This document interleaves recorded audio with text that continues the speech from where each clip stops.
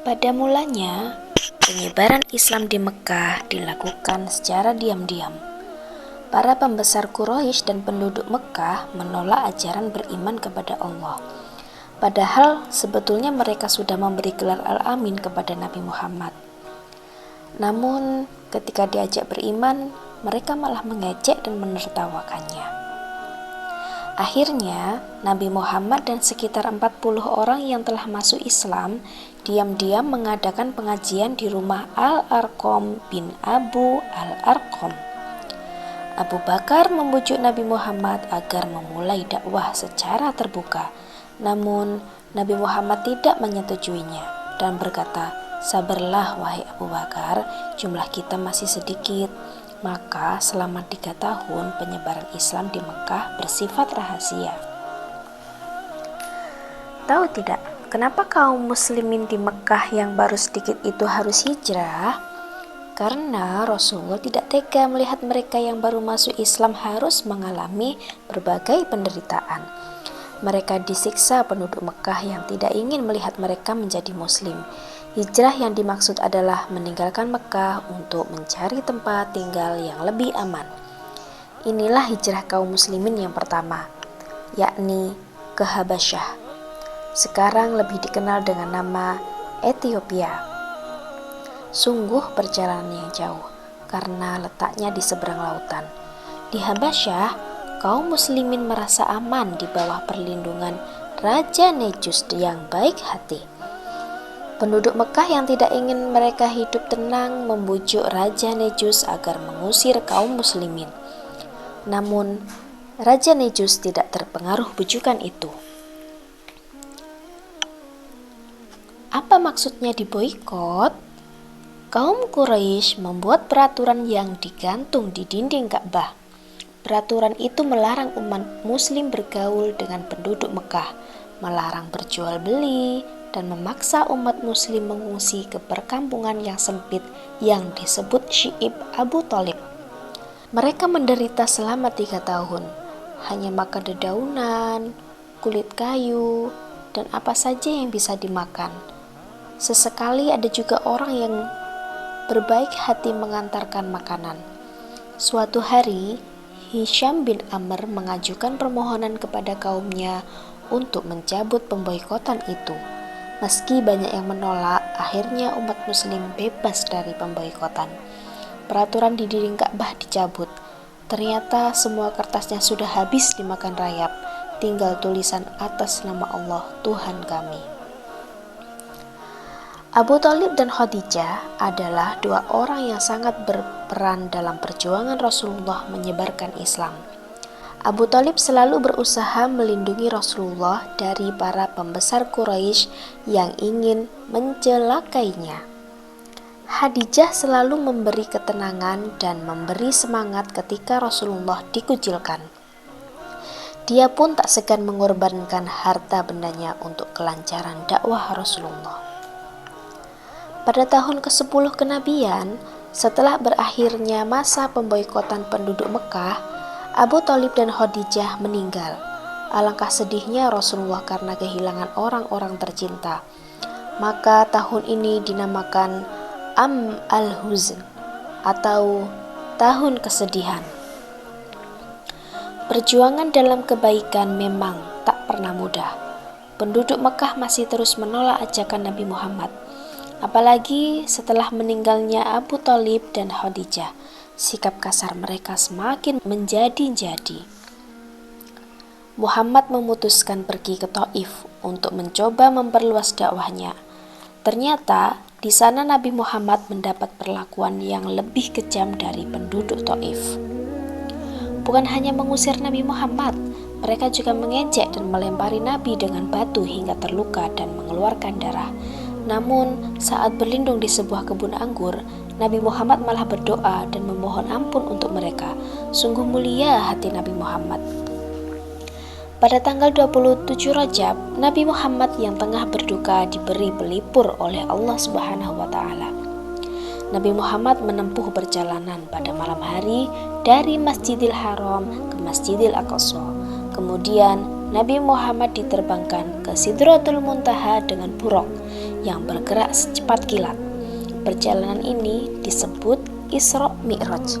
Saat inilah Nabi Muhammad berjumpa dengan Allah Subhanahu wa Ta'ala dan mendapat perintah sholat 5 waktu. Maha kuasa Allah. Jika kita bersabar, Allah akan memberikan kegembiraan yang tak terduga-duga. Bila merasa sudah tidak nyaman di suatu tempat, biasanya kita ingin pindah. Begitu pula Rasulullah. Kota Mekah semakin tak bersahabat untuk berdakwah. Maka dari itu, Rasulullah memerintahkan umat Islam untuk berhijrah ke Madinah. Berangkatlah umat Islam secara bertahap, sampai akhirnya tinggal Rasulullah, Abu Bakar, dan Ali bin Abi Thalib yang masih berdiam di Mekah. Abu Jahal mengeluhkan Mekah yang terasa sunyi dan semakin menyalahkan Rasulullah. Para pembesar Quraisy pun berniat membunuh Rasulullah. Ternyata pada malam yang mereka rencanakan, Rasulullah dan Abu Bakar berhasil meloloskan diri. Perjalanan Rasulullah dan Abu Bakar ke Madinah penuh rintangan, mulai dari kaum Quraisy yang mengepung rumah Rasulullah, dikejar Suraqah, dan bersembunyi di Gua Thur. 2 minggu kemudian, Rasulullah beristirahat di Quba, 5 km dari Madinah. Selama 4 hari di Quba, Rasulullah membangun masjid dibantu Abu Bakar. Setelah pembangunan masjid selesai, datanglah Ali bin Abi Thalib. Mereka bertiga pun melanjutkan perjalanan ke Madinah. Saat hijrah ke Madinah, Rasulullah dan Abu Bakar bersembunyi di Gua Thur. Allah melindungi mereka dari kejaran kaum Quraisy dengan menampakkan sarang laba-laba yang menutupi mulut gua. Dengan begitu, kaum Quraisy berpikir bahwa mustahil ada orang di dalam jika sarang laba-laba itu terjalin sempurna. Umat muslim yang tinggal di Madinah hidup rukun dan saling menyayangi. Bagaimana dengan non-muslim yang sebagian besar adalah orang Yahudi? Nah, untuk hidup damai berdampingan dengan non-muslim, Nabi Muhammad menyusun Piagam Madinah. Isinya antara lain dengan nama Allah yang Maha Pengasih dan Maha Penyayang. Perjanjian ini ditulis oleh Nabi Muhammad untuk mengatur hubungan antara kaum muslimin Quraisy dan Yatsrib, serta mereka yang mengikuti dan bergabung serta berjuang bersama, juga para ahli kitab Yahudi. Kemudian ada pasal-pasal yang intinya menjaga kerukunan dan kedamaian antara muslim dan non-muslim di Madinah.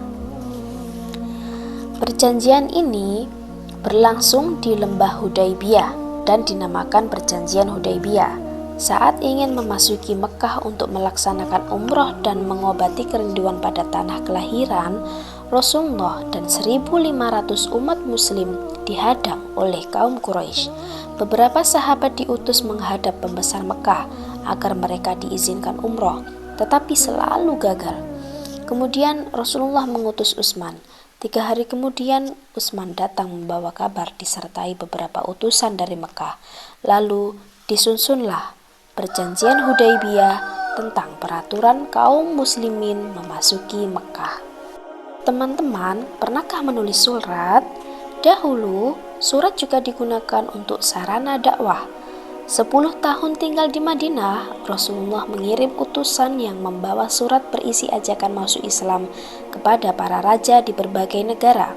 Surat dikirimkan kepada Raja Nejus di Abisinia, Haris al-Hiyari di Yaman, Muqawqis di Mesir, Heraklius di Kekaisaran Romawi, dan Kisra di Persia.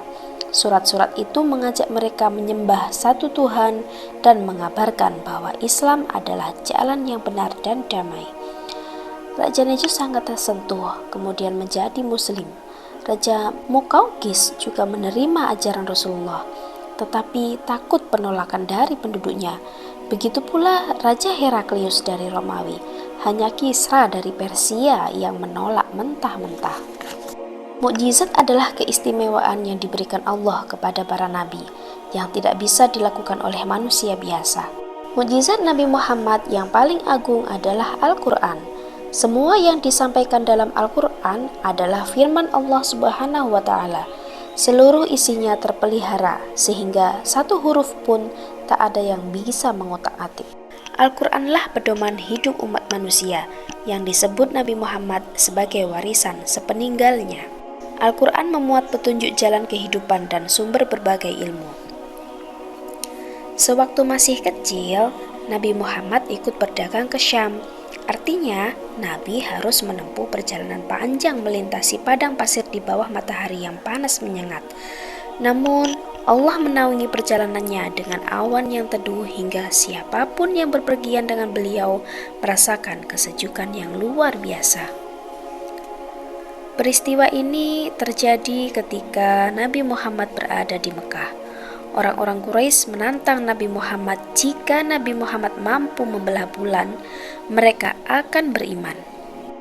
Nabi Muhammad pun menyanggupi. Beliau berdoa kepada Allah Subhanahu wa taala.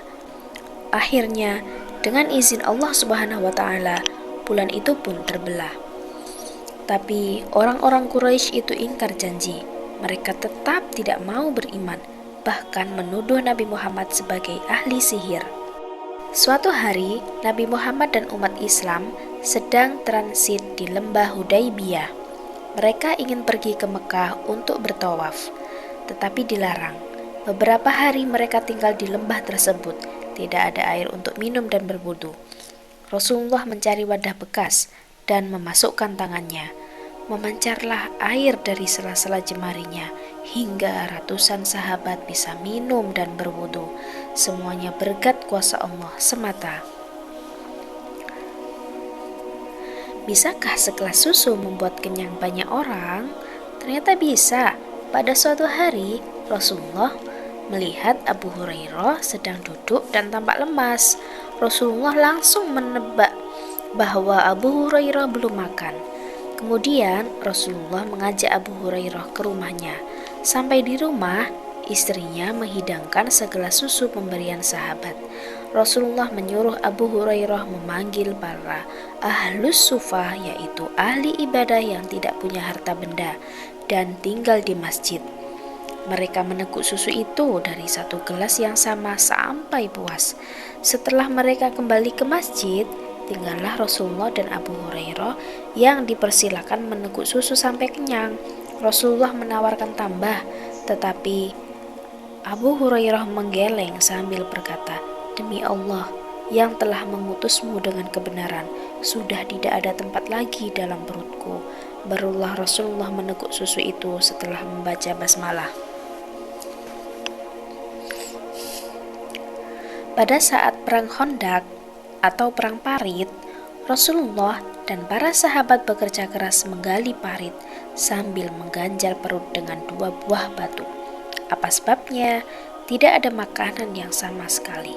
Beruntunglah tak lama kemudian Jabir bin Abdullah mengundang Rasulullah untuk makan di rumahnya. Jabir kebingungan ketika Rasulullah meminta izin untuk mengajak para sahabat yang lain. Makanan yang tersedia hanya sedikit. Namun Rasulullah mengatakan agar tidak perlu khawatir, asalkan masakan itu tidak diangkat dulu dari tungku dan rotinya tetap di pembakaran sebelum Rasulullah datang. Maha besar Allah dengan segala kuasanya, masakan itu bisa dinikmati oleh seluruh sahabat dari kaum Muhajirin dan Ansor. Suatu hari pada musim kemarau, saat Rasulullah sedang berkhutbah, datang seseorang dengan tergesa-gesa. Dia mengeluhkan harta bendanya yang musnah dan jalan-jalan yang terputus karena dahsyatnya musim kemarau. Atas permintaannya, Rasulullah segera berdoa meminta hujan. Rasulullah belum turun dari mimbar saat hujan itu turun membasahi seluruh Madinah. Tujuan utama diutusnya Rasulullah SAW adalah menyempurnakan akhlak. Kata Rasulullah, "Innama bu'istu liutammima makarimal akhlak." Sesungguhnya aku diutus untuk menyempurnakan akhlak. Begitu banyak teladan yang beliau berikan. Kepada orang yang berbuat jahat pun Rasulullah tetap bersikap baik dan santun. Ada seorang nenek yang sedang sakit, tetapi tak seorang pun peduli kepadanya. Memang siapa sih nenek itu? Dialah wanita tua yang setiap hari melempari Rasulullah yang melintasi depan rumahnya untuk ke masjid dengan batu. Suatu hari, Rasulullah merasa heran karena nenek itu tidak melemparinya batu. Begitu pula keesokan harinya. Akhirnya Rasulullah mendatangi rumah si nenek karena khawatir. Benar saja, nenek itu tengah terbaring lemah di tempat tidur. Melihat Rasulullah menjenguknya, si nenek langsung menangis terharu dan menyatakan diri masuk Islam. Mungkin teman-teman pernah mendengar tentang orang Badui. Banyak hal yang tidak mereka ketahui. Suatu hari, saat Rasulullah sedang duduk-duduk di masjid dengan para sahabat, datanglah seorang Badui yang tiba-tiba buang air kecil di sudut masjid. Para sahabat spontan berteriak melarang. Namun Rasulullah meminta para sahabat untuk menahan diri. Rasulullah mengatakan untuk membiarkan saja, karena si Badui tidak tahu apa yang boleh dan dilarang. Rasulullah lalu meminta sahabat mengambil seember air dan menyiramkan ke tempat Badui itu buang air hingga bersih. Sejak kecil, Nabi Muhammad dikenal sebagai anak yang jujur. Tak pernah sekalipun Nabi mengurangi kadar timbangan saat berdagang. Saat beranjak dewasa, Nabi dipercaya oleh para saudagar Mekah untuk dipekerjakan. Salah satunya adalah Khadijah. Setiap pulang berdagang, Nabi Muhammad segera memberikan laporan sebelum kemudian beristirahat. Akhlak mulia inilah yang membuat Khadijah terkesan dan kagum kepada Nabi Muhammad. Apa itu Hajar Aswad? Itulah nama batu yang disucikan dan terletak di salah satu sudut bangunan Ka'bah. Hanya orang-orang terhormat yang berhak meletakkannya ketika Ka'bah baru selesai direnovasi. Semua pembesar dari setiap suku yang ada di Mekah bertengkar karena berebut ingin mengangkat. Akhirnya mereka sepakat meminta pendapat Nabi Muhammad. Jawaban Nabi Muhammad sangat bijaksana. Nabi meletakkan Hajar Aswad di atas selembar kain, lalu meminta setiap pembesar yang bertengkar untuk memegang ujung kain tersebut. Dengan begitu, semua orang yang menginginkannya bisa ikut serta mengangkat Hajar Aswad. Siapakah yang tega menuntut balas kepada Rasulullah? Dialah Ukasyah yang mengaku tergores cambuk saat Rasulullah menyuruh untanya berjalan. Beberapa hari sebelum sakit, Rasulullah berkhutbah. Beliau bertanya, siapa di antara para sahabat yang pernah tersakiti oleh Rasulullah dan ingin menuntut balas? Para sahabat sangat geram ketika tahu Ukasyah mengangkat tangannya dan menghampiri Rasulullah. Dia pun meminta Rasulullah membuka bajunya. Karena saat peristiwa itu terjadi, Ukasyah juga tak berbaju. Umar, Abu Bakar, Ali, dan putra-putranya tak sabar ingin membela Rasulullah. Namun Rasulullah menenangkan mereka dengan segera melepas pakaiannya. Ukasyah tak dapat menahan diri dan langsung memeluk Rasulullah sambil menangis. Sebenarnya itu hanya strategi Ukasyah untuk memeluk Rasulullah. Semua sahabat yang awalnya geram menjadi terharu dengan perbuatan Ukasyah. Ada seorang pengemis buta yang duduk di ujung pasar Madinah. Pengemis itu selalu berteriak kepada siapa saja yang lewat di hadapannya agar jangan mengikuti ajaran yang dibawa Nabi Muhammad. Pengemis buta itu tidak tahu, Nabi Muhammadlah yang selalu mendatanginya setiap pagi. Nabi membawakan makanan dan menyuapinya tanpa berbicara. Kebiasaan itu terus dilakukan oleh Nabi hingga sebelum wafat. Ketika Nabi telah tiada, Abu Bakar berusaha melanjutkan kebiasaan itu. Namun pengemis tua itu menolak dan bahkan membentaknya. Dia merasa yang memberinya makan kali ini bukan orang yang biasa datang. Abu Bakar pun menjelaskan bahwa yang biasa itu adalah Nabi Muhammad yang kini telah tiada. Pengemis tua yang buta itu pun menangis dan menyatakan ingin masuk Islam. Hasan dan Husain adalah dua cucu tercinta Rasulullah. Saking sayangnya kepada mereka, Rasulullah berkata, siapa yang mencintai keduanya berarti dia mencintaiku.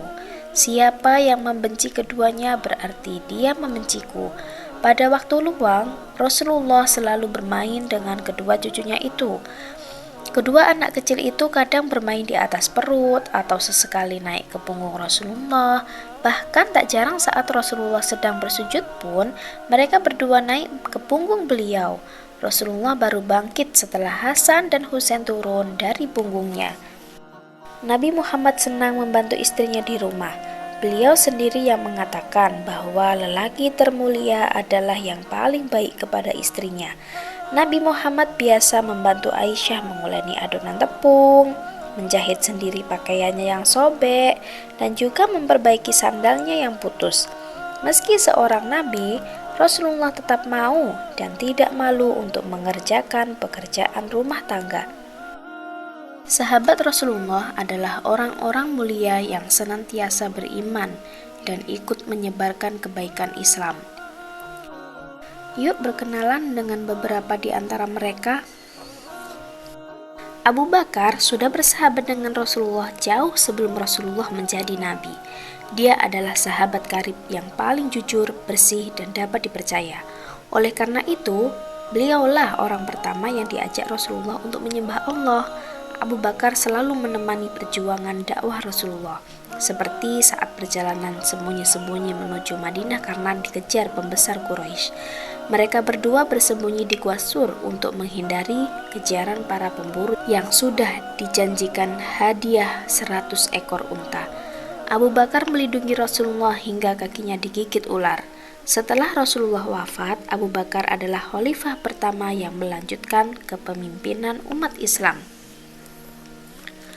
Keluarga Umar termasuk golongan yang dapat membaca dan menulis. Pada masa itu, jumlah orang yang bisa membaca dan menulis hanya segelintir saja. Umar disegani karena pernah menjadi juara gulat di Mekah. Setelah masuk Islam, kekuatannya itu membuat Umar dikenal dengan sebutan Al-Faruq, yang berani memisahkan antara kebenaran dan kebatilan.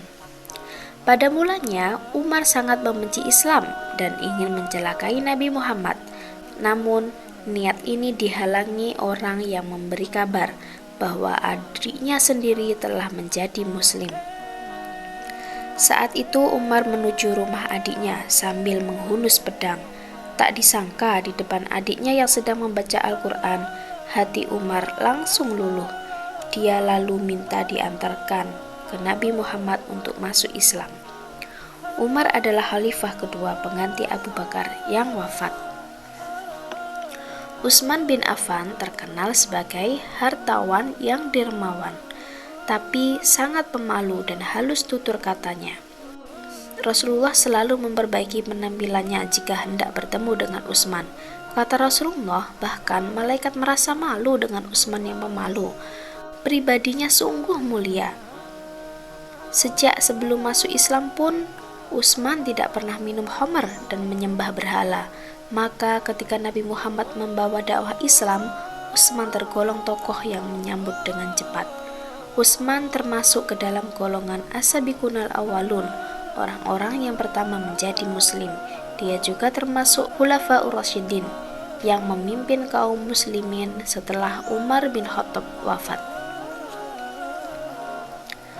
Ali bin Abi Thalib adalah sepupu Nabi Muhammad. Ayahnya adalah Abu Thalib yang merupakan paman Nabi Muhammad. Saat masih kecil, Ali termasuk orang-orang yang pertama masuk Islam. Ketika dewasa, Ali menikah dengan Fatimah, putri Nabi Muhammad SAW, sehingga lahirlah Hasan dan Husain. Ali meneruskan kepemimpinan Utsman bin Affan menjadi Khulafaur Rasyidin yang keempat. Abdurrahman bin Auf adalah seorang saudagar yang kaya raya. Dia masuk Islam atas ajakan Abu Bakar. Sejak dakwah Islam masih sembunyi-sembunyi, Abdurrahman bin Auf selalu tampil paling depan saat umat Islam dalam kesusahan. Dialah yang mengorbankan hartanya agar umat Islam tidak kelaparan saat sedang diboikot oleh penduduk Mekah. Abdurrahman bin Auf termasuk barisan 10 sahabat yang dijamin masuk surga. Bilal adalah seorang budak berkulit hitam. Saat ketahuan masuk Islam, Bilal disiksa oleh majikannya dengan ditindih batu besar sambil dijemur di terik matahari. Siksaan dan rasa haus tak menyurutkan semangat Bilal untuk menjaga keimanannya. Bilal terus menyebut nama Allah, hingga Abu Bakar membeli Bilal dari majikannya untuk dibebaskan. Bilal yang bersuara merdu akhirnya menjadi muazin yang dicintai umat Islam. Namun, ketika Rasulullah wafat, Bilal tak mau lagi mengumandangkan azan karena selalu sedih pada bagian kalimat yang menyebutkan nama Nabi Muhammad. Bilal yang selalu menjaga wudunya disebutkan oleh Rasulullah sebagai penghuni surga. Suara sandalnya di surga sudah terdengar lebih dulu oleh Rasulullah. Salman Al-Farisi menempuh perjalanan yang lama dari negeri asalnya di Persia untuk bertemu dengan Nabi Muhammad. Sejak kecil, dia patuh dan sangat disayangi ayahnya hingga tak pernah keluar rumah. Apalagi dia dipercaya sebagai penjaga nyala api di tengah kaumnya yang menyembah api. Namun, seiring usia, dia mencari agama yang sesuai dengan kebaikan hatinya, hingga dia mencari Nabi Muhammad. Salman sempat dijual oleh orang Yahudi yang menipunya. Akhirnya, Salman bertemu Rasulullah. Dia menjadi muslim dan mengajukan ide membuat parit dalam perang Khandaq. Zaid bin Sabit adalah sahabat Rasulullah yang paling cerdas. Pada mulanya, sekretaris Nabi Muhammad di Mekah adalah orang Yahudi. Dia dipekerjakan untuk memudahkan pengiriman surat-surat dalam bahasa Ibrani dan Assyria. Namun, setelah orang Yahudi keluar dari Madinah, Nabi Muhammad merasa khawatir jika jabatan itu dipegang oleh orang di luar Islam. Zaid bin Sabit pun diminta mempelajari kedua bahasa tersebut.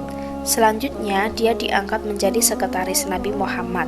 Setelah Rasulullah wafat, Zaid bin Sabit sangat berperan dalam menghimpun Al-Quran dan mengawasi penyusunannya. Sumayyah adalah sahabat dari kalangan wanita yang termasuk As-Sabiqunal Awwalun. Sumayyah yang bernama Yasir dan putranya yang bernama Ammar bin Yasir menerima siksaan berat untuk mempertahankan keimanannya. Keberanian dan keteguhan hati semakin menguatkan keyakinan mereka. Akhirnya Sumayyah dan suaminya wafat sebagai syahid. Seluruh tanah Arab mengenal Al-Hansa sebagai penyair. Setelah masuk Islam, Al-Hansa menjadi satu-satunya prajurit wanita pada masa kepemimpinan Rasulullah. Dengan gagah berani, dia maju ke medan perang bersama 4 anak laki-lakinya. Saat mendapat kabar semua putranya telah gugur, Al-Hansa menekan perasaan sedihnya. Dia tahu seharusnya dia bergembira karena putra-putranya telah syahid membela agama. Hamzah adalah paman tercinta Rasulullah yang usianya hampir sama.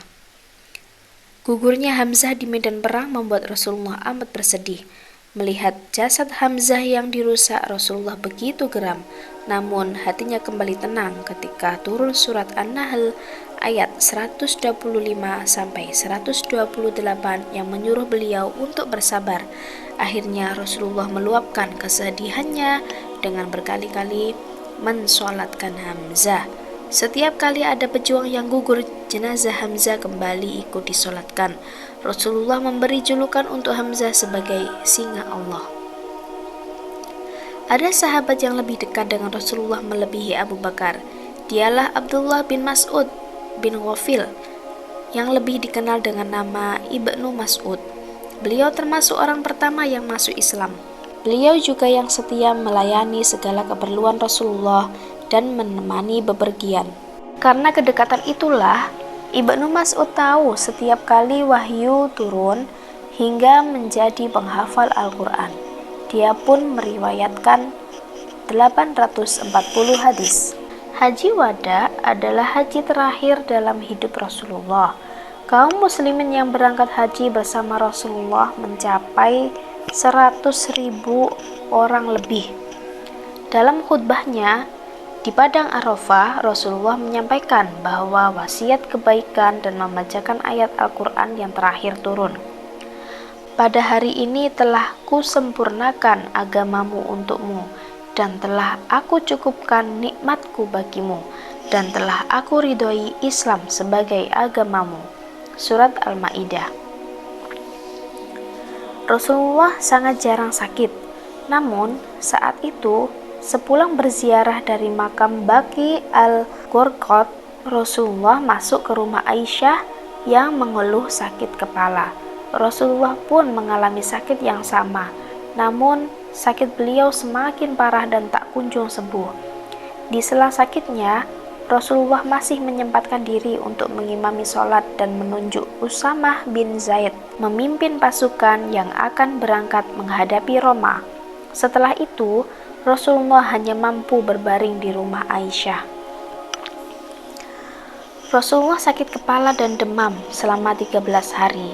Pada hari terakhir sakit, kondisi Rasulullah seperti membaik, bahkan Rasulullah merasa kuat. Sholat subuh di masjid dengan bertumpu pada Ali dan Abbas. Rasulullah meminta Abu Bakar menjadi imam. Meski tak diimami Rasulullah, para sahabat merasa girang bukan main karena beliau kembali sholat berjamaah di masjid. Mereka berharap Rasulullah kembali sehat. Namun, saat pulang ke rumah Aisyah, Rasulullah kembali mengalami demam tinggi.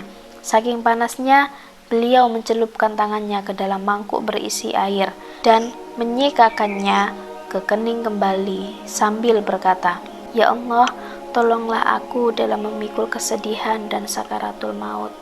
Ya Allah, tolonglah aku dalam memikul kepedihan sakaratul maut."